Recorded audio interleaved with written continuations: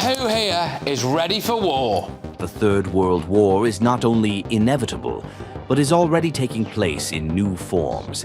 Painful trade-offs will be unavoidable. The Ukraine war is accelerating the decline of the West. We have enough nuclear megatonnage to set human life back to the Dark Ages.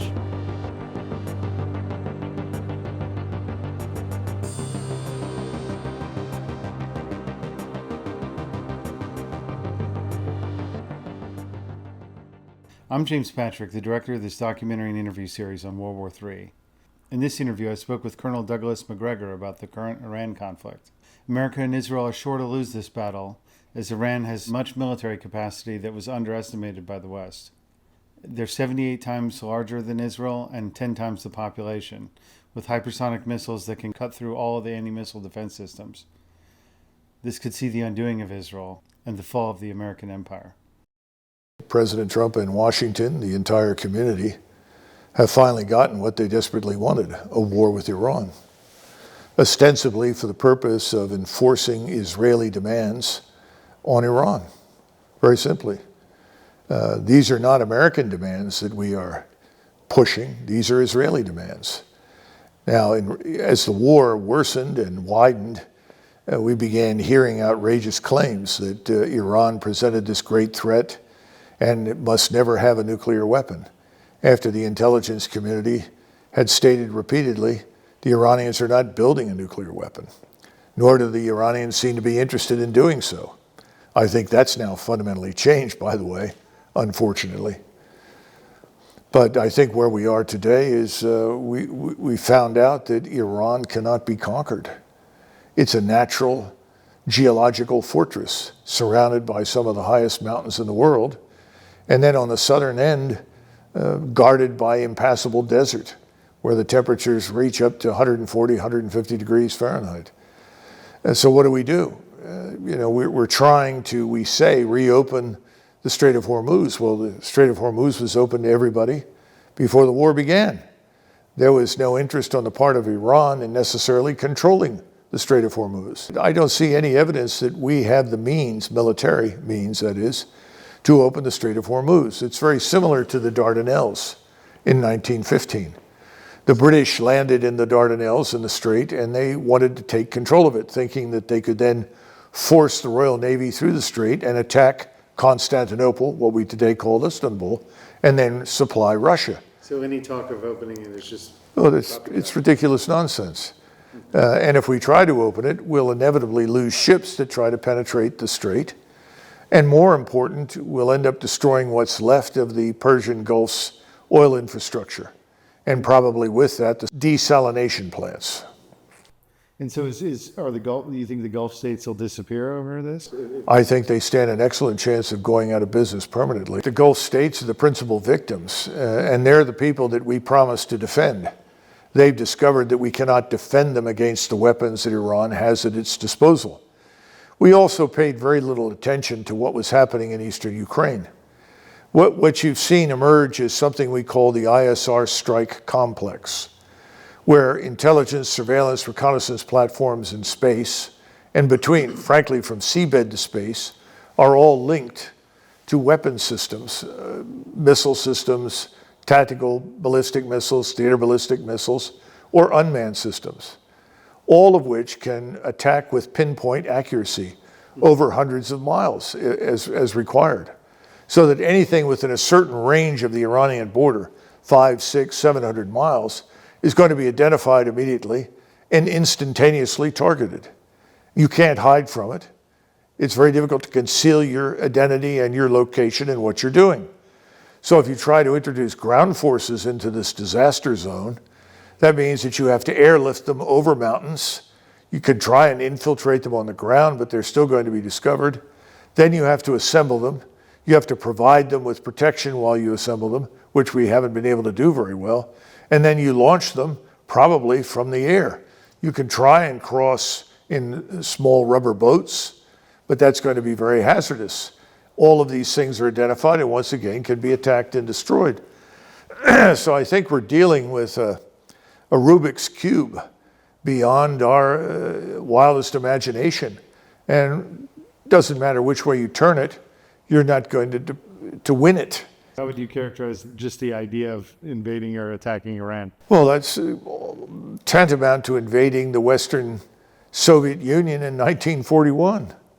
You know, the state itself is over 1,000 miles across. It's got 93 million people in it. In contrast to the Soviet Union in 1941, you've got these enormous mountains that present an insurmountable obstacle to any ground forces. From the very beginning, most of us looked at this and said, this is a fool's errand. This is the ultimate example of what we used to say in the 19th century, a ship's a fool to fight a fort. We're an aerospace and maritime power taking on a continental land power. And this ISR strike complex is impenetrable. You have to destroy thousands of weapon systems inside Iran, find them, pinpoint destruction. This would take months before you can ever begin to try and mount any sort of successful offensive. Well, the Chinese and the Russians aren't going to allow that to happen. They'll replenish whatever the Iranians have used. And from the very beginning, Putin was very straightforward with President Trump, said, don't do this. It's a mistake. And obviously President Trump didn't care to listen. I'm sure Xi told him the same thing. Whatever you do, don't start up the war again, which is where we are at this point. We're in a pause. Well, the only reason for this is Israel. Iran has never presented an existential threat to the United States. That's all nonsense. That's simply Israeli propaganda. When you listen to President Trump try and rationalize the war, all you're doing is listening to Mr. Netanyahu's talking points. The same thing is true on the Hill. Everybody who stands up, and then they spin out things that are just fundamentally false. You know, one of the things that nobody bothered to look at carefully was this war between Iraq and Iran. Well, that war wouldn't have happened were it not for us. Yeah. We subsidized and supported and equipped and trained the Iraqis to attack Iran. That war killed over 800,000 Iranians. Does this aggression against Iran risk drawing us into a conflict with Russia and China? Oh, absolutely. Well, the longer this lasts, the greater the risk that we end up at war with more than simply Iran, with China and potentially even Russia. These states have no interest in allowing us to destroy a civilizational state like Iran. India and Iran are quite similar. They're both civilizational states. They represent a specific track, trend, roadmap in the history of human civilization. They have a culture and a history that's thousands of years old. Why anybody thought that these people could be bullied and driven into submission is beyond me. I don't think there was any serious attention paid to who is Iran? What is Iran? Nobody looked at it. Well, I think the other thing is we didn't fully understand that this ISR strike system could be turned on the Gulf states. And we pretend that the Gulf states are these innocent bystanders. In fact, they have provided us with the basis from which we could attack Iran. They have supported any offensive operation or activity we wanted to conduct against Iran. They would be happy to see Iranian oil infrastructure destroyed and desalination plants. Well, suddenly, the board has switched. It's turned everything on its head. And all of the missiles that they purchased from us, the Patriot missiles, the THAAD missiles, the radars, the batteries, everything, all of it is being destroyed. So they're largely defenseless in the face of Iranian attack. And I don't see that that's going to change dramatically. The only thing that we can be certain of is what the Iranians say they will do. Everything the Iranians said they would do, they've done. We pushed them and they said, we will strike back at you. We will hit your bases. They hit our bases. Of the 27, 17 are destroyed beyond recognition. They cannot be resuscitated in their current state without expending billions, which we are not prepared to spend. So they've effectively expelled the U.S. They have expelled us from the Persian Gulf. And they said they would do that. The second thing they said they would do is close the strait. We've always known that that could happen. It's very easy to close it. You're talking about very steep angles. Mountain cliffs rise up thousands of feet on either side. This is not something you can easily sit on top of and control. Any attempt to put soldiers or sailors or Marines or something there, means they're going to be killed. So what else can they do? Well, they said, if you persist in this, we'll destroy the oil infrastructure in the Gulf states, and we'll destroy the desalination plants if you attack ours. I mean, this is a no-win situation for us. The only thing we can do is make the global crisis worse. If we stopped halfway through this thing, which a lot of people have suggested, and President Trump has thus far seemed reluctant to do, I think the region could recover in somewhere between 2 and 5 years. But if we persist, as I think we will, and we attack, this could take a decade or more before the global energy complex recovers, and certainly before anything in the Gulf region recovers. Because these Straits has caused not just an energy shock to the world, but the fertilizer. The 4 F's: food, fuel, fertilizer, feedstock. Now, that doesn't include other things like aluminum and other minerals that come out of the Gulf, but those are the basic problems that the world faces right now, especially in the global south. That's because while we may not draw on very much oil from the Persian Gulf, although most of the oil that is refined and turned into fuel in California seems to depend heavily on access to the Persian Gulf, something I don't think we necessarily understood at the time. But as for the rest of the country, no, we don't depend heavily on it. But the global south does, especially India, Japan, Korea, China, Malaysia, Indonesia. All these countries need access to those Gulf resources. We're looking at famine today in the months and years ahead, because you don't simply recover quickly from not having grown food. You either grow it or you don't. If you don't have the fertilizer, you can't grow it.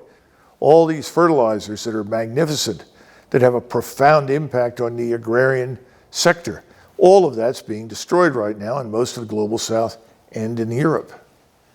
So the American attack on Iran is bringing Asia to its knees, Europe to its knees. Well, when we say to its knees, what I think we need to understand is that we have driven large numbers of countries together in an alignment against us. So today, if I were going to point to a triangular relationship that is becoming more and more powerful with each passing day, it is Moscow, Tehran, and Beijing. Not far behind that is also New Delhi.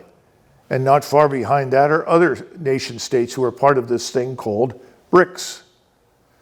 This is the new competing financial system. Because remember, the reason people are upset with us is not simply because of what we've done in the Gulf, but we've also weaponized our financial system. Either you operate through the SWIFT system and you use our dollars to purchase oil, or we punish you. Not anymore. Gold has now become the reserve currency, not the dollar. And the Chinese have opened gold vaults in Riyadh as well as in Hong Kong. These are beyond the Shanghai Gold Exchange. This allows for the purchase of things like rare earths, fuel, oil, gas, and so forth with gold. In these warehouses, the gold is moved around as a consequence of who is purchasing what from whom. So the U.S. is increasingly isolated. We're out of it. We're not in it. And nobody is in a rush to bring us back because they don't want to be under our thumb. Remember what we did to the Russians, hundreds of billions of dollars that we were holding inside our financial system saying, we're going to give it to the Ukrainians. Why would you put your money in our hands? And that's what people did for decades after World War II. They trusted us. They thought they could put their money, their gold, everything under the streets of New York City. And they've discovered you can't do that. You can't trust the Americans. And something has happened that I never thought I'd see in my lifetime. They're turning to China. We always insisted China was not reliable, could not be trusted. Now people are looking at the Chinese as trustworthy and seeing it as a much better alternative to us. Just as we were very incautious about the application of our tariffs, not only did we target people we thought were our opponents or competitors, we also targeted our friends. Well, the same thing is happening right now in the context of the Persian Gulf. Whom have we hurt badly? Japan, Korea, China, Indonesia, Malaysia, all these countries are being harmed by us. Australia is now at the end of its tether. I don't know what the Australians are going to do. They don't have any operational refineries at this point.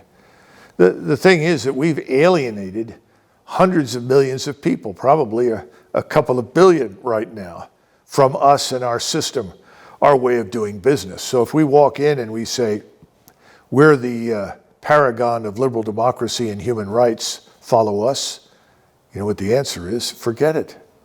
Do these theaters of Iran risk spilling over into U.S. conflict with China, directly with Russia?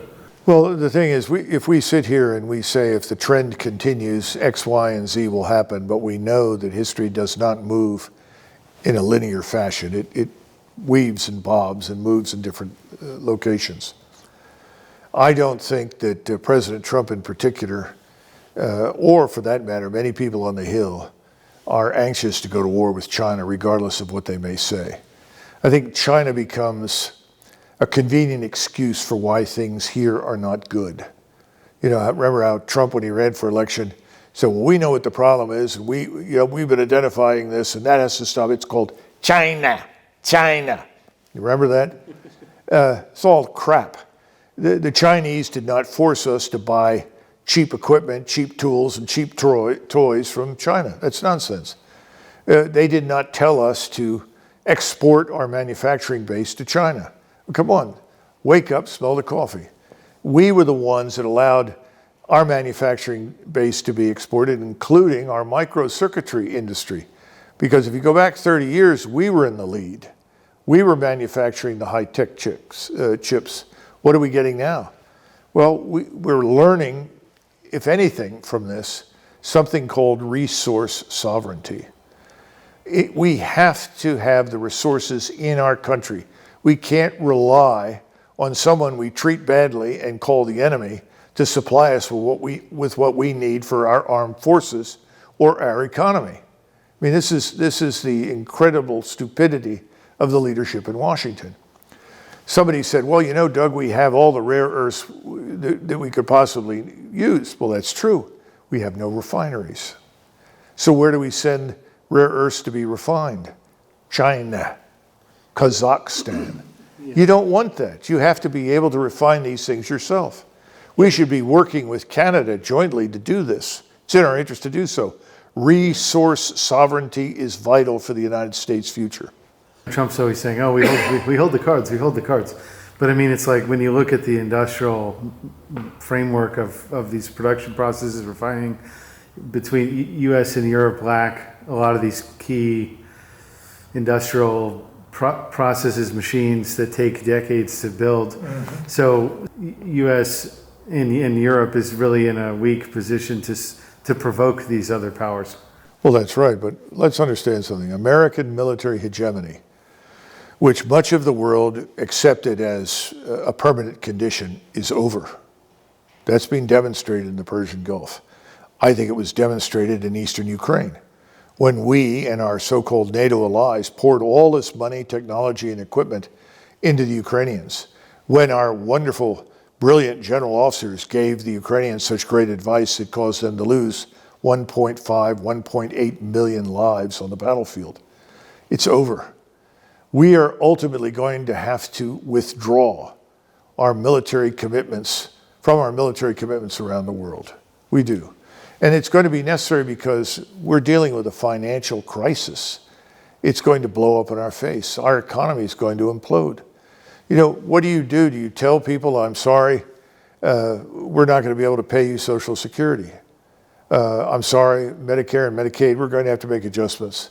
Oh, your pension? Sorry, your pension's gone. Those pension funds are all in the stock market. The stock market is not going to be perpetually high. It's being artificially boosted.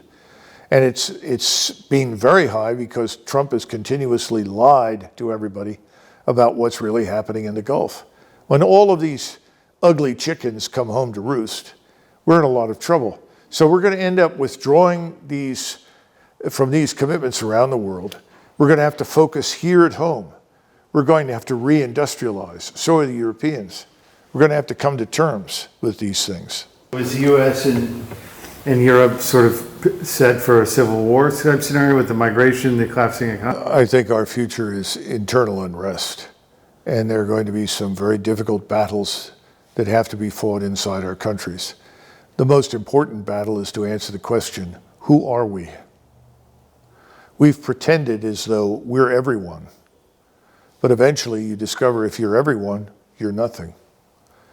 And I work with large numbers of people from different parts of the world on a routine basis, and most of the people that have come to this country within the last 30 years, 20 to 30 I would say, they sort of look at this as a kind of Disney World for which they've purchased a ticket.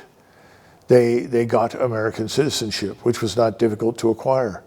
And they had all sorts of benefits that came with that citizenship that allowed them through chain migration to pour into this country in great numbers. They then go about setting up enclaves, islands, that are fundamentally divorced from mainstream American life and culture. We've reached the point where we cannot assimilate tens of millions of people. We have at least 50 million people who are not born here.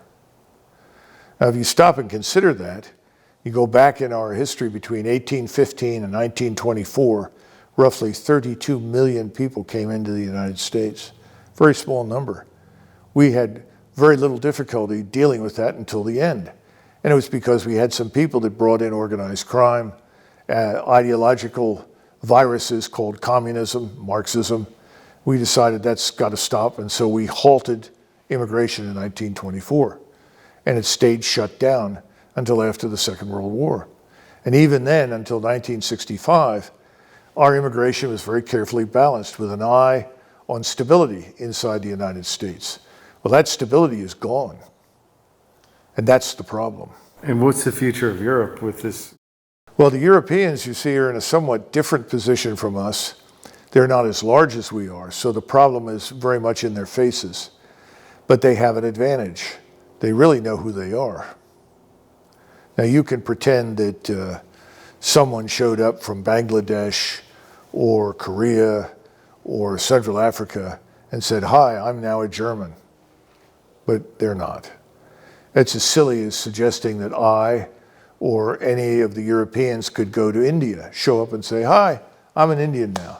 It doesn't work that way. So I think we're up against reality. The irrationality of our policies are coming back to haunt us. And everybody says, well, how do we get out? How do you usually get out of these things? We just politely ask people to leave and cut themselves off from all the subsidies, all the free money, the free housing and support. That shouldn't be difficult. It's crazy they're letting people in and no work permit, but free shit to hang out. Well, ultimately what happens? Violence. We're not going to survive this without some measure of violence. The objective is to manage it so that it's minimized and marginalized. But it's coming. It's coming in this country. It's coming in Europe. It's already begun in Europe. And it's going to get worse because the Europeans know they can't survive unless they fight back. And that's what's going to happen to the globalist elites that brought us this.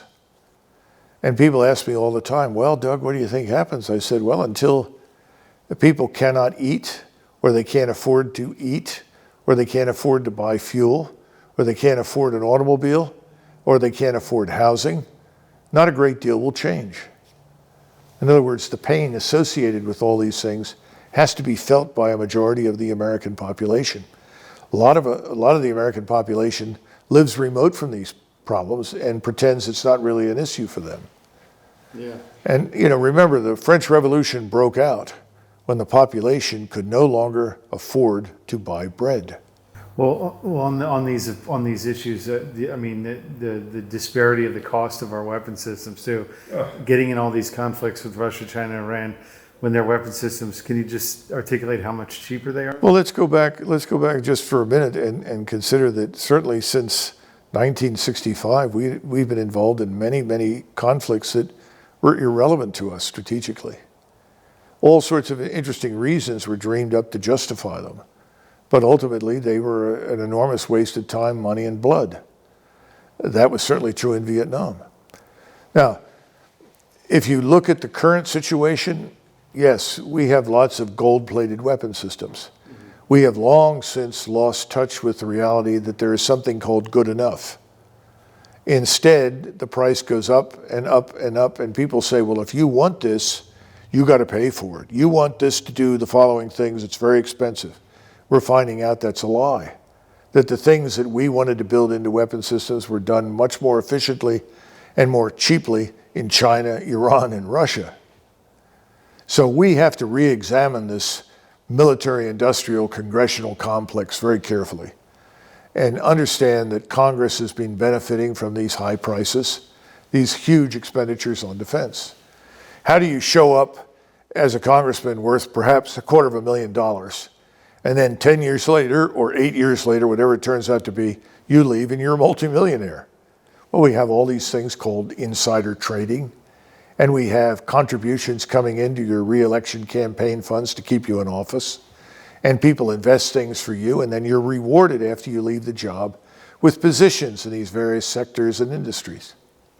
This is true for people in and out of uniform inside Washington, especially those who are at the top of the structure. And is the future, the last question I guess, is the future in Asia, or is it the center of powers moving to Asia? And what do you see in the next 10 years? Well, I think we are at a point in history that's very similar to 1492. 1492, Columbus suddenly discovered the New World, and the terms of trade with Asia changed. It became far more beneficial and far more enriching to do business faced to the West in the New World than it did to continue to depend heavily on Asia. So this Silk Road, all these things that existed that had enriched the Ottoman Empire, the Persian Empire, and so forth, they all vanished almost overnight by historical standards. That means in a few decades, and everything changed. I think you're seeing something similar to that right now. And that's not because of anything we've done, it's because of what we haven't done. Mm-hmm. We haven't competed effectively. We haven't kept up. We've sat still in the corner and said, well, as long as the dollar is slow to us and sustain us in a high standard of living, we can get away with it. We lost sight of what had happened in the past. What was the greatest single mistake I think that we made in the 20th century? We came off the gold standard. Once you came off the gold standard, you could print money infinitely without any sort of accountability. So when you decided you were going to go into Vietnam and subsequently into other places, you said, well, we don't need to worry about a war tax. We don't need to raise taxes. We'll just print more money. It's a catastrophe. And as long as you keep the people at home fat, dumb, and happy, as we say, the people don't care. They let you do pretty much whatever you want. We also abolished universal military service. Well, if my son doesn't have to go fight and bleed, what do I care? Let these volunteers go. They volunteered, dumb sons of bitches as they are. Let them go die. Is morale in the U.S. military declining in the U.S.? Well, morale in the military goes up and down. Let's be frank. It depends on what's happening. I saw it at perhaps its lowest ebb in my lifetime in the late 70s. That's because no one cared about it. It was an uncomfortable burden.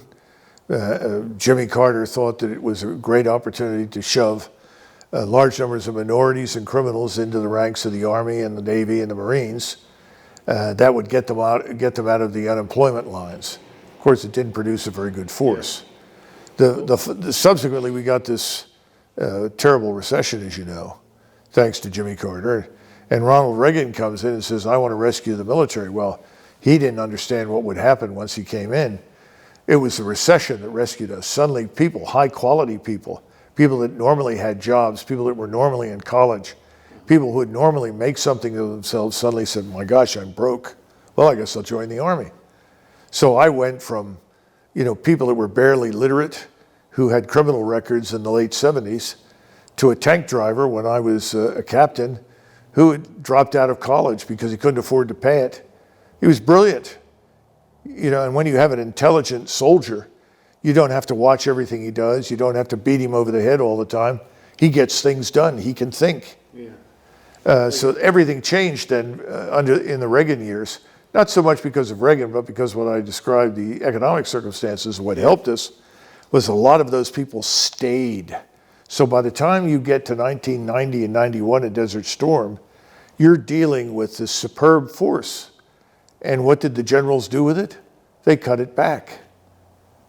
And what people don't understand is the generals and the admirals dumped vast quantities of good manpower onto the street, but they kept all the general officer and admiral spaces. So suddenly you had this much smaller force with all the same numbers of people in the overhead. Yeah.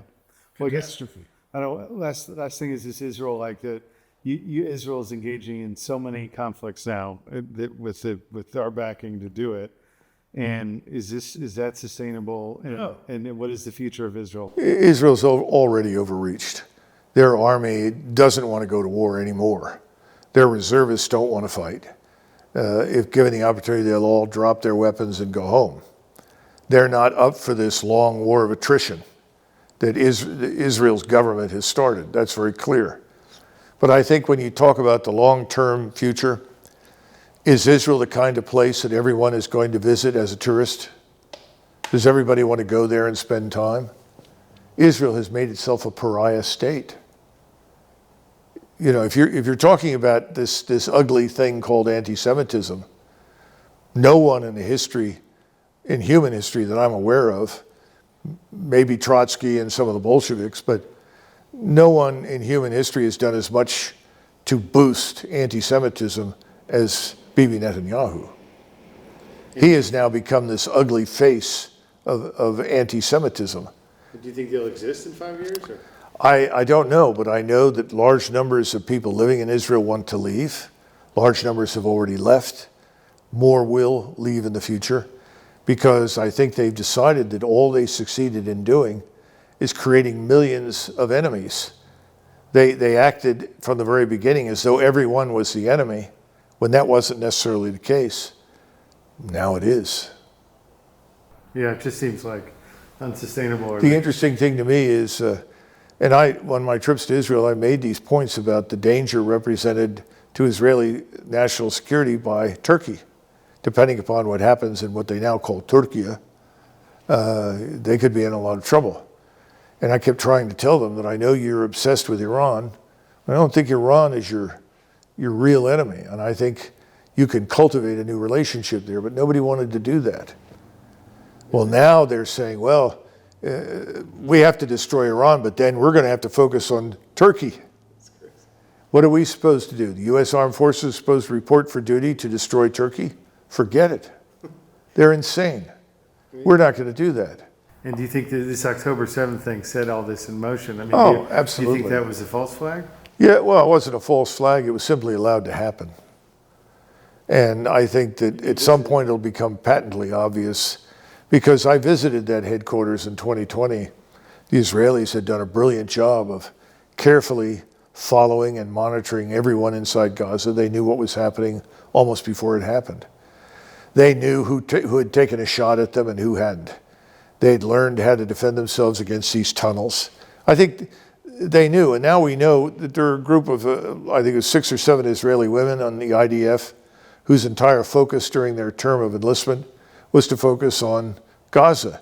And they raised the red flag on what was going on in Gaza several times. And for whatever reason, nobody reacted. Then they were told by the Deputy Chief of Staff for Intelligence in Egypt. He called over to the Mossad, presumably, maybe Shin Bet, I don't know which it was at the time, and said, look, we see a big attack coming out of Gaza. Well, why didn't somebody react? And then when it did come, why did it take 3 hours for reaction forces to show up and defend the Israeli population? Clearly, this was a setup. It was designed to trigger the response that they wanted from the rest of the world, as well as from their own people, against the Muslims living in Gaza, the people they called Amalek, animals. Is Israel engaging in like a classic example of imperial hubris here? Imperial hubris, hubris. Well, of course. I mean, the arrogance and hubris are stifling, but that's because of their control of us. And I think that's what people have to understand. They say, well, when does this end? And I try to tell them when Israel no longer controls the United States Armed Forces, and that means no longer controls Congress and the presidency. Right now, they effectively control them. Yeah. It's no accident that the two CENTCOM commanders in recent years, General Kurilla, and then subsequently his successor, Brad Cooper, the admiral, spent a lot of time in Netanyahu's office, a lot of time in Israel. Why would that be? Yeah. Okay, well, thank you, Doug. Is that helpful? Yeah, Okay. yeah, for sure. All right, well, let me open up my... You look like you're